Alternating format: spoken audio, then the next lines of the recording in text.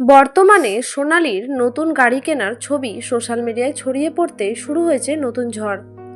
অনেকে বলছে, এত টাকাই বা এলো কোথা থেকে। কেউ সরাসরি শফিকের নাম টেনে বলছে, এই দেখো শফিকের টাকায় গাড়ি কিনে দিচ্ছে।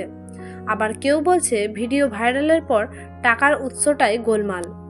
সোনালী অবশ্য এসব মন্তব্য একটা শব্দ করছে না।